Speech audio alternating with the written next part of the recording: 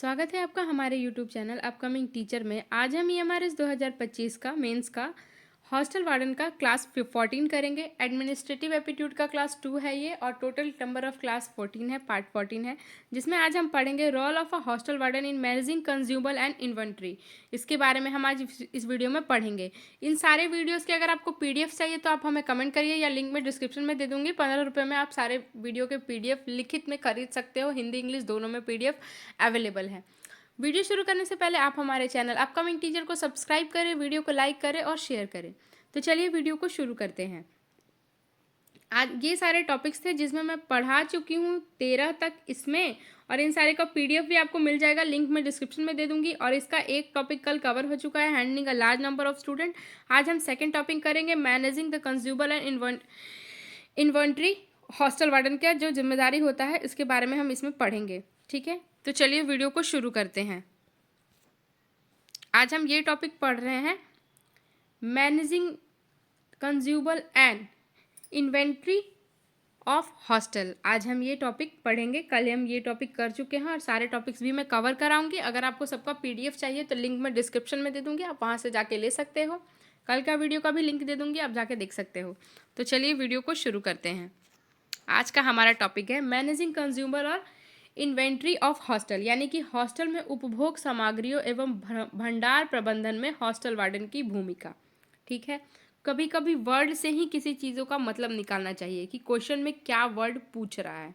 ठीक है, तो मैनेजिंग का तो मतलब होता है मैनेज करना, ठीक, सुचारू रूप से संचालन करना। मैनेजिंग का मतलब होता है कंज्यूमर का मतलब क्या होता है बताइए। कंज्यूमबल का मतलब क्या होता है? कंज्यूमबल का मतलब होता है कि वो सामान जो रोज़ इस्तेमाल होकर ख़त्म हो जाती है, उसको कंज्यूमर बोलते हैं। और फिर हम वर्ड से ही निकालेंगे ना, इन्वेंट्री का मतलब क्या होता है? इन्वेंट्री का मतलब होता है जो सामान लंबे समय से उपयोग होता है, जल्दी ख़त्म ना आए हो, वो इन्वेंट्री हो जाता है। ठीक है, तो चलिए हम वीडियो को देखते हैं इसमें क्या है। हॉस्टल को सुचारू संचालन केवल छात्रों के अनुशासन तक सीमित नहीं है, बल्कि संसाधनों के प्रभावी प्रबंधन पर निर्भर करता है। उपभोग सामग्रियों, कंज्यूमर और भंडार इन्वेंट्री का सही प्रबंधन हॉस्टल वार्डन की एडमिनिस्ट्रेटिव एप्टीट्यूड का एक महत्वपूर्ण पहलू है। हम लोग एडमिनिस्ट्रेटिव एप्टीट्यूड पढ़ रहे हैं, यानी कि कानून, एक योजना के तहत कानून पढ़ रहे हैं। इसमें खाद्य सामग्री, बिस्तर, फर्नीचर, बिजली पानी की व्यवस्था, सफाई सामग्री और अन्य आवश्यक वस्तुएं शामिल होती हैं। देखिए, इसका मतलब ये है, इस टॉपिक में हमको ये पढ़ना है कि हॉस्टल वार्डन की जिम्मेदारी सिर्फ छात्र को अनुशासन में रखना नहीं होता, बल्कि हॉस्टल में बच्चों को जो जो सामान की ज़रूरत पड़ती है, जो जो चीज़ों की ज़रूरत पड़ती है, वो बच्चों को क्या करना रहता है, उपलब्ध कराना रहता है। जैसे कि खाने की चीज़ें, बिस्तर, फर्नीचर, सोने की चीज़ें, बिजली पानी व्यवस्था, साफ सफाई का सामान, वो सब क्या होता है। और इसकी जिम्मेदारी हॉस्टल वार्डन की होती है कि हॉस्टल में साबुन, हैंड वॉश, बहुत सारी चीज़ें हो गई ना, जैसे फिनाइल, झाड़ू पोछा, स्टेशनरी जैसे कि pen, register, gas cylinder, ration जैसे कि चावल दाल हो गया, बल्ब हो गया, ट्यूबलाइट हो गया, सैनिटाइज़र हो गया। फिर और भी बहुत सारी चीज़ें, जो चीज़ें नहीं हुई हैं, जो चीज़ें ख़त्म हो गई हैं, जैसे खाने की सामग्री, जो बच्चे दाल चावल सब्जी जो भी खा रहे हैं, और अन्य वस्तुएं, ये सबकी जिम्मेदारी, बिजली की, पानी की, सबकी जिम्मेदारी किसकी होती है? हॉस्टल वार्डन की। उसको ये सुनिश्चित करना होता है, सुचारू करना होता है कि सारे सामान सारे बच्चों को टाइम पे मिले, किसी भी चीज़ की कमी ना हो, ताकि छात्र को किसी भी चीज़ में बाधा ना उत्पन्न हो। आगे देखते हैं। सबसे पहले हॉस्टल वार्डन को हॉस्टल की आवश्यकताओं का पूर्ण नियोजन, प्लानिंग करना होता है। छात्रों की संख्या के अनुसार खाद्यान्न, रसोई सामग्री और दैनिक उपयोग की वस्तुओं की समय पर उपलब्धता सुनिश्चित करना आवश्यक है। उचित योजना के अभाव में या तो सामग्री की कमी हो जाती है, या अनावश्यक भंडारण में संसाधनों की बर्बादी होती है।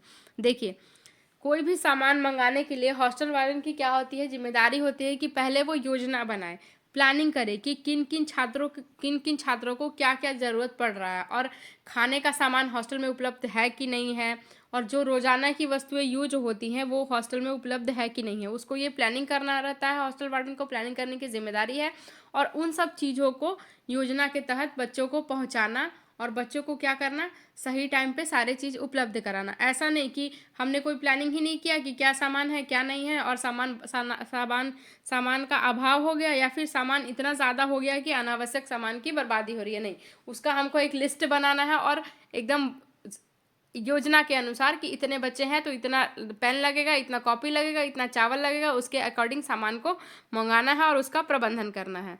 आगे देखते हैं, भंडार प्रबंधन में रिकॉर्ड और रजिस्टर का रख रखाव अत्यंत आवश्यक है। और जो भी भंडार प्रबंधन हम कर रहे हैं उसका रिकॉर्ड हमको रखना है, रजिस्टर पे लिख के रखना है कि इतना सामान हमने मंगवाया, इस महीने इतना खर्च हुआ, इस महीने बच्चों को इतना का ज़रूरत पड़ा, क्योंकि वो आगे हमको दिखाना होता है। स्टॉक रजिस्टर, इशू रजिस्टर और खरीद से संबंधित अभिलेख पारदर्शिता बनाए रखते हैं।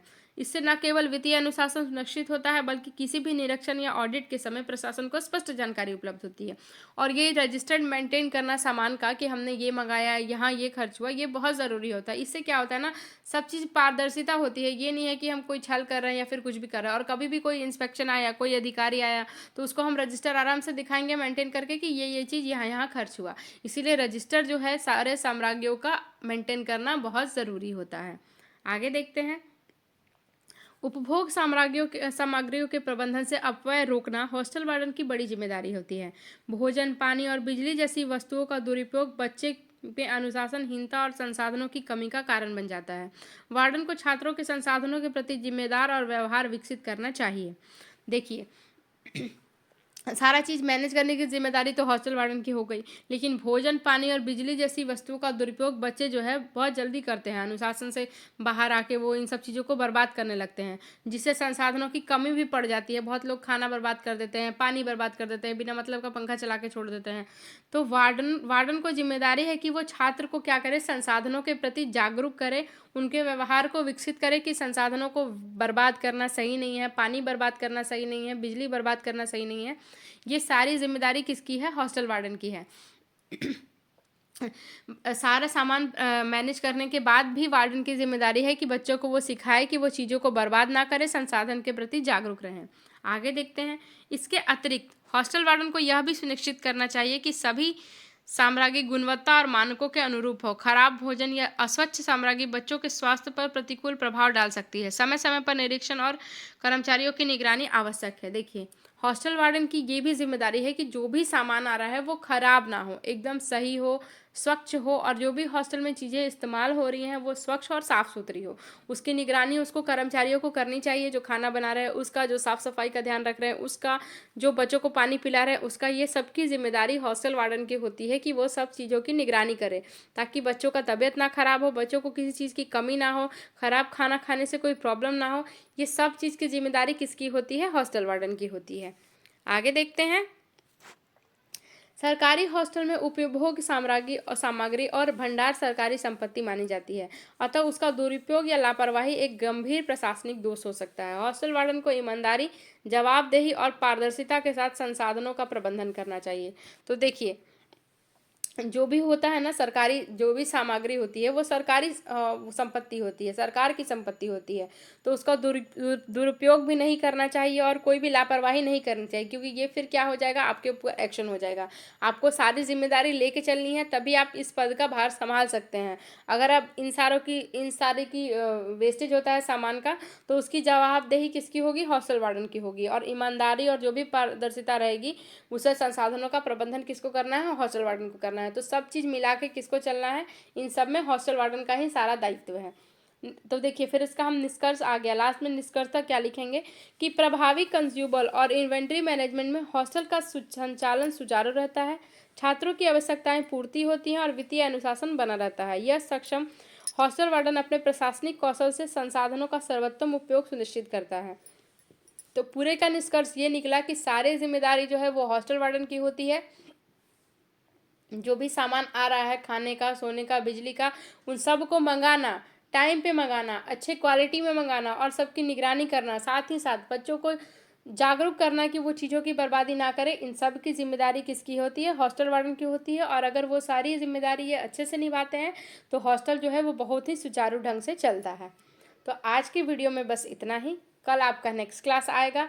अगर आपको वीडियो अच्छा लगे तो वीडियो को लाइक ज़रूर करिए, चैनल को सब्सक्राइब ज़रूर करिए और चैनल पे बने रहिए। अगर आपको इन सारे का PDF हिंदी इंग्लिश दोनों में चाहिए तो मैं लिंक डिस्क्रिप्शन में दे दूँगी, वहाँ से जाके आप PDF को 15 रुपये में ख़रीद सकते हो। मिलते हैं नेक्स्ट वीडियो में, तब तक के लिए धन्यवाद।